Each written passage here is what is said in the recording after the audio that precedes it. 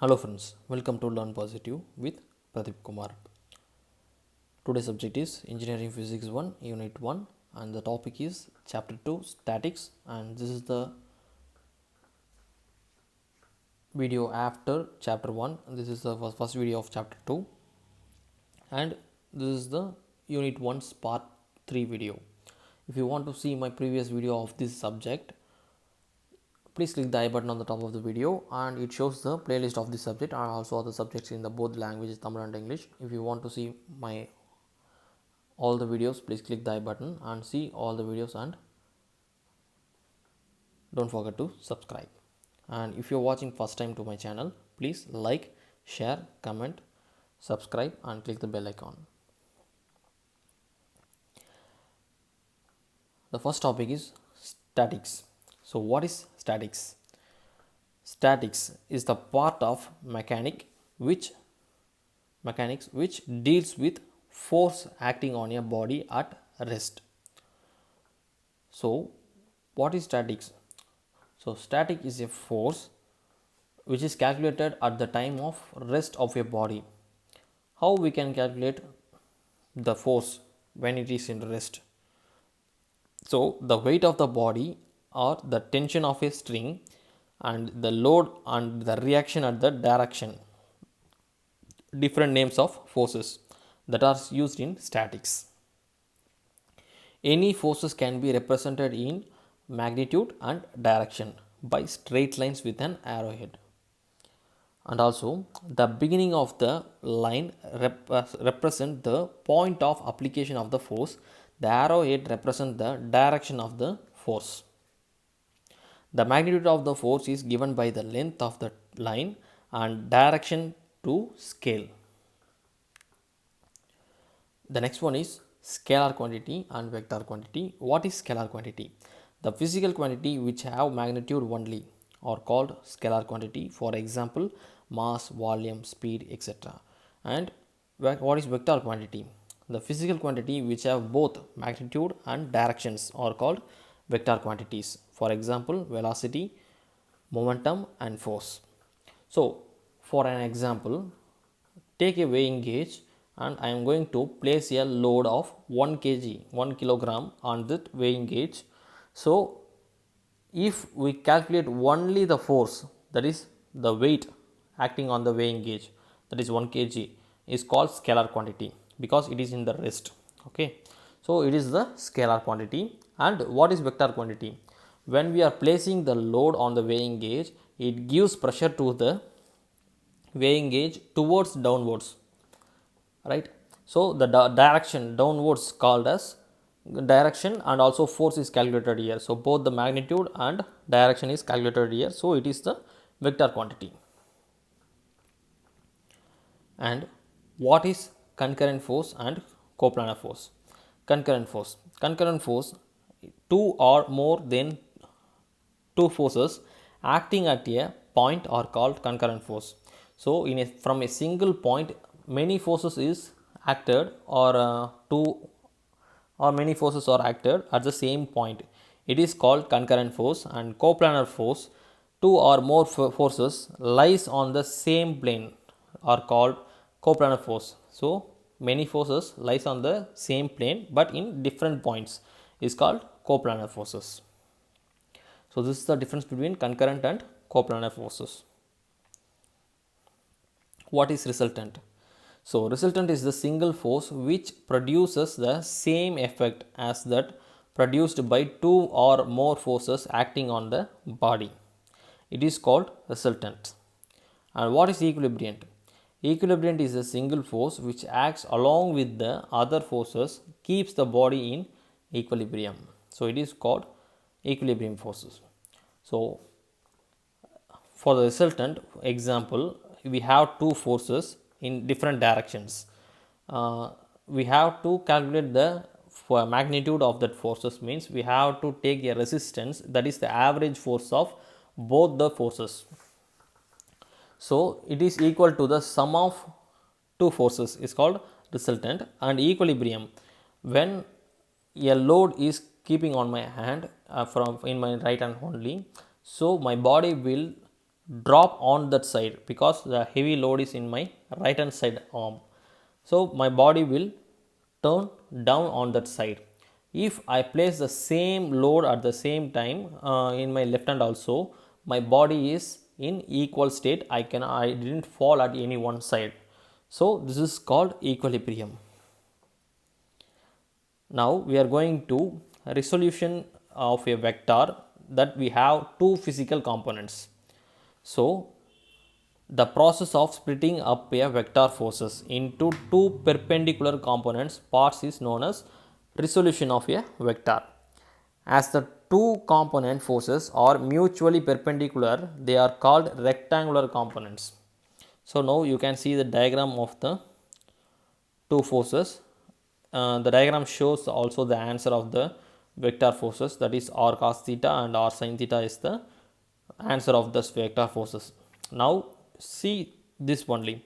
So the two forces OX and OY are in the direction and the resultant of force is acted. So it is 90 degree, OX and OY is 90 degree and the resultant of force is acted. The angle of resultant force is theta. So the angle of other side is 90 minus theta and the resultant force is mentioned as C. Now from the C point we have to draw a line perpendicular to OX and perpendicular to the OY. So that point we marked as A and B. So now we get a rectangular portion. So the rectangular portion is OAC and P. This is the rectangular portion here. Now we are going to calculate the CA and CB. So we are going to take a right angle triangle of OA and C. So now we get cos theta equal to adjacent side by hypotenuse. So the adjacent side is OA and hypotenuse is OC. Now we are going to find out the value of OA. It is the horizontal vector. So we are going to find the OA. So we have to segregate the OA from that formula. So OA equal to OC cos theta like this. So I am going to transfer the OC from right to left. So OA equal to OC cos theta. The value of OC is R. So R cos theta is the horizontal vector value. And the next triangle OBC. So for OBC triangle, I am going to take the cos theta. The theta value is 90 minus theta. So equal to adjacent side by hypotenuse. The adjacent side is OB and hypotenuse is OC. And now the cos 90 minus theta, the value of cos 90 minus theta is sin theta. So sin theta equal to theta, OB by OC. And now I am going to segregate the OB from that formula. So I am going to transfer the OC to the right to left. So we get OB equal to OC sin theta. We know the value of OC, it is R. So the value is R sin theta. It is the vector force, vertical force of vector. So this is the way to find the forces. And now we are going to deal with parallelogram law of force. So what is parallelogram law of force? If two forces acting at a point are represented in magnitude and direction by the two adjacent sides of the parallelogram, so drawn from that point, the resultant is given in the magnitude and direction by the diagonal of the parallelogram drawn through that point. So expressions for the magnitude and directions of the resultant of two forces acting at a point with an actual angle between them. So now consider two forces, that is P and Q, acting on a point O. You can see in this diagram from the point O we have two forces, one force is P and one force is Q. So it is mentioned as OA and OB. And now in this formula, in this figure, you can see that there is a resultant of force between the force P and Q, that is R. Now the point R is end with the point C. From the C point we close the diagram as a parallelogram like O, A, C and B. This is the parallelogram of the triangle. So we know the angle of the force PQ is theta and the angle of resultant is alpha. Now we are going to extend the line from C to the downwards perpendicular line, and we are going to extend the line OA up to D. So now we get that full triangle is drawn in the dotted line O, C and D, like that. So from this formula we are going to take the resultant value. So we are going to take that the hypotenuse equal to hypotenuse square equal to opposite square plus hypotenuse adjacent square, like that. So we get the formula OC square equal to OD square plus CD square. Sorry. So now the OD square is split into two halves, that is OA and AD. So OA plus AD whole square plus CD square, like this. Now we consider OA plus AD square is said to be the A plus B whole square formula, is representing the A plus B whole square formula. So we get the answer as OC square equal to OA square plus AD square plus 2 OA AD plus CD square. Take it as a equation 1. And now we are going to take the angle ACD. From the angle ACD we are going to find the value of AD and ACD. So I use the two causes. So two things, that is cos theta equal to AD, that is adjacent side by hypotenuse. Adjacent side is AD and hypotenuse is AC. We know the value of AC, that is Q. Because how it will be the Q, because of it is a parallelogram. So the value of OB is Q. So it is the parallel line is AC. The AC is parallel to OB. So the value also same. It is also Q. So I substitute the value of AC as Q here.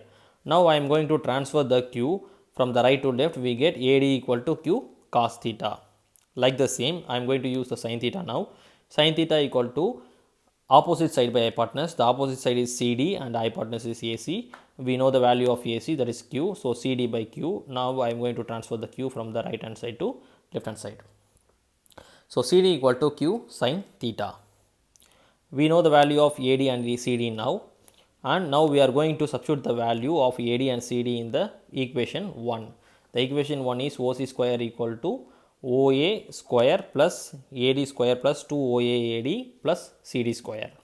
Now the value will be R square equal to B square plus Q square cos square theta plus 2 PQ cos theta plus Q square sin square theta, like this. Now you can see in the first line the cos square sin square theta is same. So I am going to segregate that, and the common value is Q square. So now I am going to split the common value outside the bracket. So R square equal to P square plus Q square into sorry, cos square plus sin square theta plus 2 PQ cos theta. The value of cos square theta plus sin square theta is 1. I am going to substitute that in there, and R square equal to P square plus Q square plus 2 PQ cos theta. Now the resultant value R will be, now I am going to transfer the square from left to right. So we get the square root. So R equal to root of P square plus Q square plus 2 PQ cos theta. So this is the value of magnitude, and now we are going to find the direction of the parallelogram. So for the direction of the parallelogram we use the alpha. So we are going to take the alpha as tan alpha. Sorry.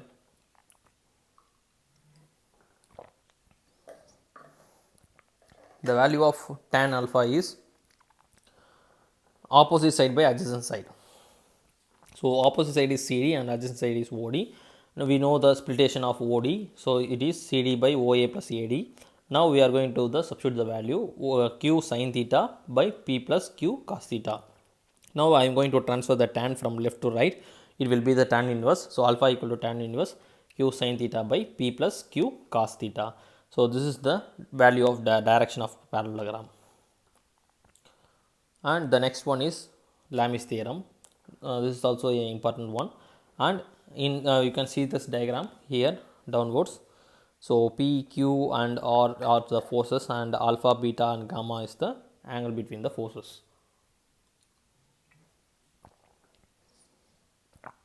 You can see that in the diagram clearly.